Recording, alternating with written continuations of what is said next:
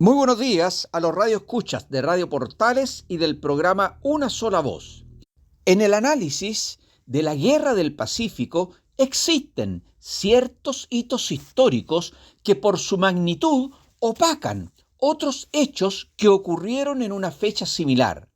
En este sentido, la magnitud de la epopeya de la Concepción, que tuvo lugar los días 9 y 10 de julio de 1882 en la Sierra Peruana, llevando a la inmortalidad a los 77 héroes de nuestro ejército, que nos legaron una enseñanza imperecedera en el inconsciente colectivo de la nación. Esto es, que un chileno no se rinde, y que si recibe la orden de conservar su puesto, a toda costa lo hará. Todo lo cual opaca en cierto modo otro hito histórico trascendente que queremos recordar en esta oportunidad, ocurrido un año después. Nos referimos a la batalla de Huamachuco, que tuvo lugar el 10 de julio de 1883, luego que se produce en la sierra una movilización de 3.000 guerrilleros hacia Cajamarca, agrupados en torno a los jefes peruanos que aún insistían en extender el conflicto y no permitir ningún acuerdo entre Miguel Iglesias, proclamado como presidente regenerador del Perú en enero de 1883, y las fuerzas chilenas. La situación, que fue anticipada por el jefe militar chileno, almirante Patricio Lynch, lo lleva a enviar una fuerza compuesta por alrededor de 1.736 soldados de los regimientos Concepción, Talca, Zapadores y Cazadores al mando del coronel Alejandro Gorostiaga, para salir al encuentro de las fuerzas peruanas, que contaban con unos 1.880 soldados y 200 milicianos al mando del mítico Brujo de los Andes, Andrés Avelino Cáceres.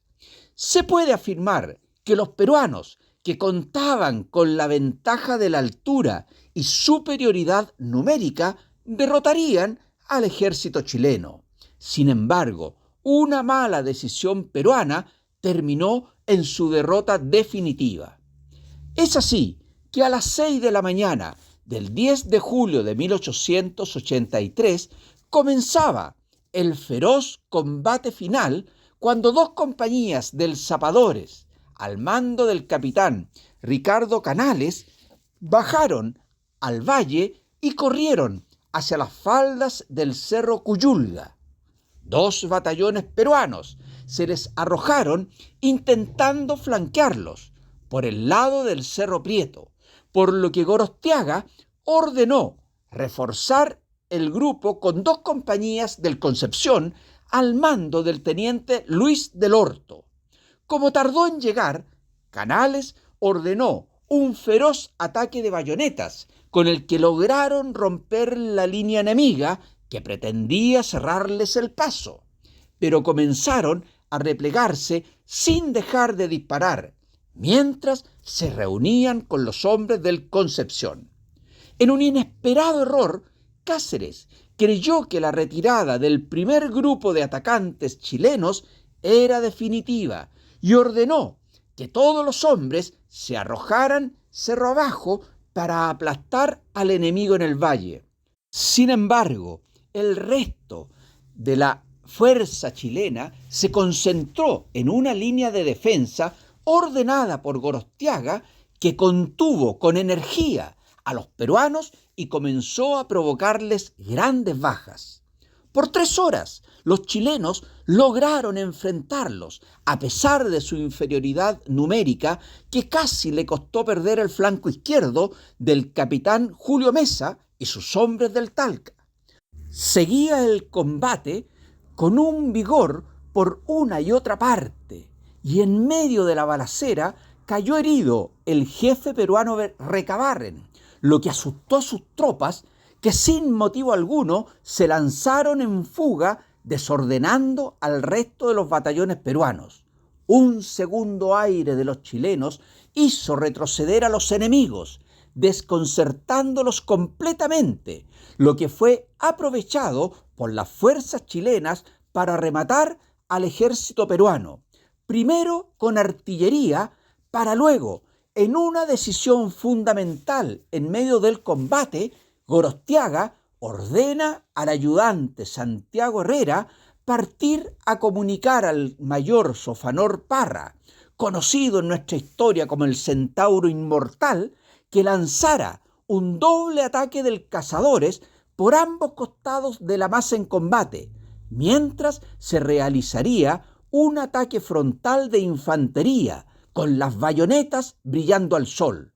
Parra hizo sonar el son de corneta y la caballería se arrojó colérica sobre el enemigo, al igual que los demás hombres. La violencia y el poder de esta carga fue devastadora, destrozando a los peruanos y destruyendo la línea de fuego para alcanzar después los cañones, con lo que Cáceres perdía su artillería.